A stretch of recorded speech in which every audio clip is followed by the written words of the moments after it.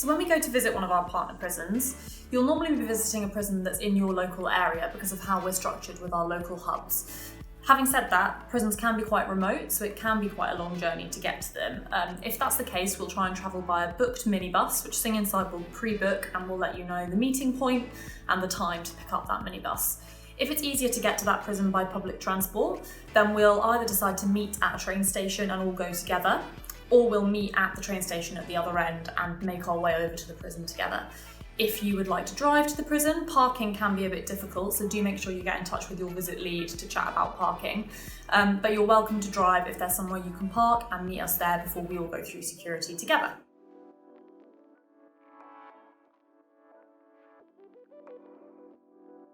So when we arrive at a prison, what will normally happen is we'll all hand in our ID, say that's driving licence or passport, they check us off their list, and then we go through security together.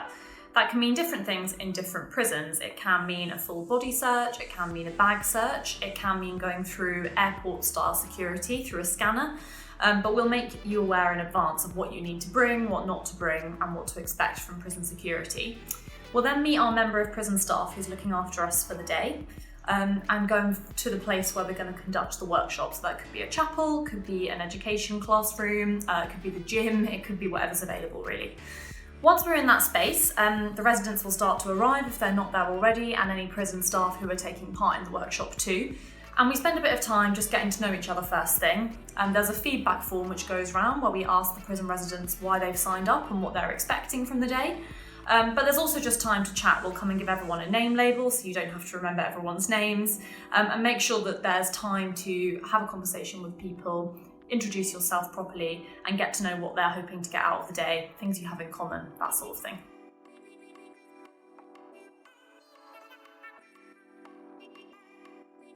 So after that initial phase where we get to know each other a bit and have a chat and a cup of tea, we then move on to the musical learning, and we start that with a really energetic warm-up just to get everyone focused on the goals for the day, but also to break down some of that nervousness that might exist in the group with people who aren't perhaps used to singing in front of other people, and to build that sense of choir and community and make everyone feel supported by the group around them. And we then progress on to learning the songs. So we teach everything via call and response. You don't need to be able to read music to come to one of our workshops, and that applies to residents, to staff, and to volunteers alike. We have a real mix of musical abilities, and we teach everything with a leader at the front of the room, singing a song phrase by phrase, so breaking it down, and then the group repeating it back. No one has to sing on their own, there's no kind of testing. It's just making sure that everyone's comfortable with what they're learning, and we pace everything so that there's space to go over things if they feel a bit uncertain.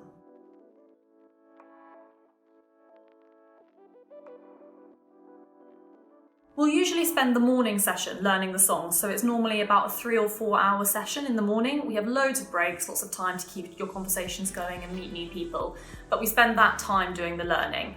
And then we'll break for lunch. So sometimes we have lunch with the prison residents, sometimes we'll have it with prison staff, maybe in the staff canteen, or sometimes we just have it on our own, and normally you'll need to bring a packed lunch with you, whatever the arrangements are, but your visit lead will let you know about lunch arrangements in advance.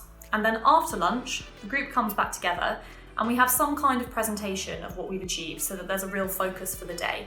That can look like a few different things. It can be a kind of formal concert style performance where other residents and staff can sign up to attend for the afternoon and come and listen to the group singing. It can also be roaming performances, so we might walk around the different wings, around the different workshops, different classrooms, the gym, and perform to the people who are in those spaces at that time. Or if there isn't perhaps capacity in that prison for a performance on that day, we'll have time to do an audio recording of what we've learned, and then Sing Inside will distribute a CD of the recordings to all of the residents and staff who took part afterwards, and we'll make sure that you get the files as well.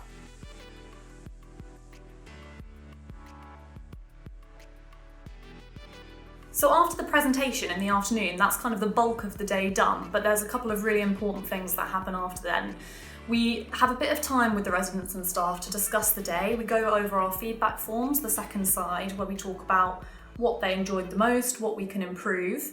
And we then have a bit of time to just say goodbye, take some song suggestions perhaps for the next time we're coming back, so that we've really engaged with everyone and looking forward to the next event.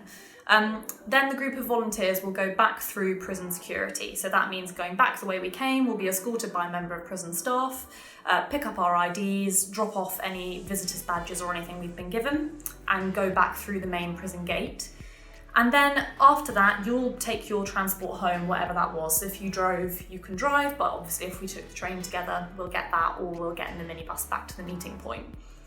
After the visit, we'll send round some forms which form part of our debrief. So there's an incident reporting form, there's a general feedback form about what volunteers enjoyed, and there's also space to have one-to-one discussions if you'd like to raise anything that occurs to you after the visit with your visit lead.